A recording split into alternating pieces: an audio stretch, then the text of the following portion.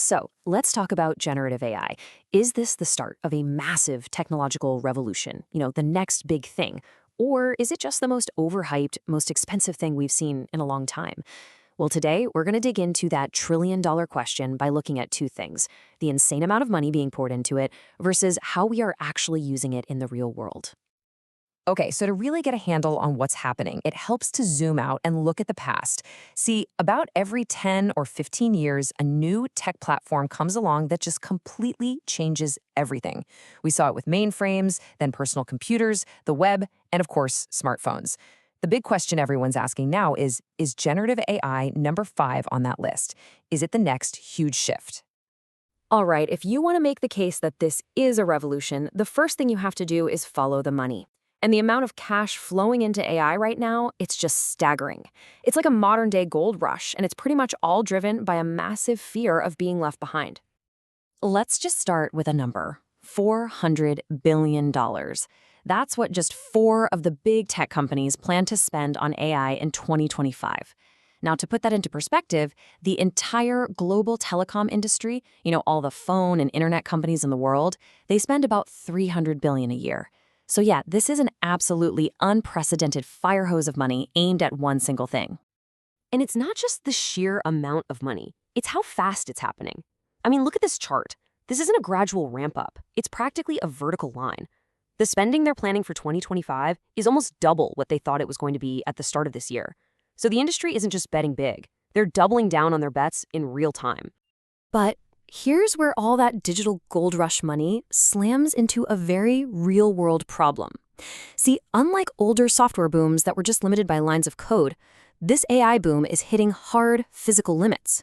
It's a world of atoms, not just bits. And the biggest bottleneck isn't what you'd think. It's not a shortage of smart people or great algorithms. It's electricity. It's utility power. The demand from all these new AI data centers is so huge it could add a full percentage point to the growth of US power demand. And building new power plants, well, that is incredibly slow and difficult.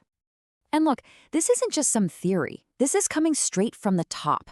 Microsoft's own chief technology officer is saying that even for them, one of the biggest companies on Earth, it's been almost impossible to build the physical stuff, the data centers, the power grids, fast enough to keep up with this explosion. So all of this struggle to just build the infrastructure, it forces us to ask a much bigger question. And this really gets to the heart of the whole story: the massive gap between the incredible hype around this technology and how, or even if, people are actually making it a part of their daily lives. And let's be totally clear, the technology itself is moving at a wild pace. I mean, 2024 has been a huge year. We had Anthropic's Claude 3 beating GPT-4, Meta dropped this ridiculously powerful open model Llama 3.1, and OpenAI's Sora started making videos that look totally real just from a text prompt. So the hype, it's definitely backed up by some incredible progress.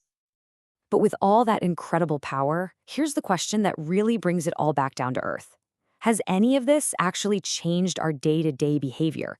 Has AI become a habit for us yet? When you look at the data, you see this really fascinating pattern. A lot of people are trying these tools out. Monthly usage is pretty high. But the number of people who use it every single day, who have truly made it a habit, is way, way smaller.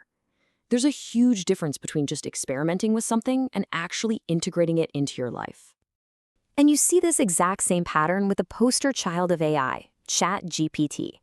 They have a massive 800 million weekly users, which sounds amazing.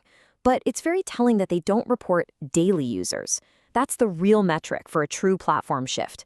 It suggests that the deep, automatic, gotta-check-it-now engagement we have with our phones or with Google Search, it's just not there yet for most people with AI. So that leads us to the final and most important question. If the AI models themselves are getting better and cheaper all the time, but deep, daily user adoption is still kind of lagging, where's the real, lasting value going to come from? Well, history actually gives us a pretty good roadmap here. New technologies usually get adopted in stages. First, companies just absorb it. They use it for the obvious, simple stuff. Then they automate things they were already doing. It's only way later that they get to innovate with new products and then finally disrupt entire markets. And right now, it really seems like almost all the successful AI stuff is firmly in step one. And you can see this in the kinds of tools that are actually making money today. Things that help developers write code, or generate marketing emails, or automate some customer support chats, or summarize a long report. Now, all of these are super useful, don't get me wrong. But at their core, they're about making existing office work a little bit faster or a little bit easier.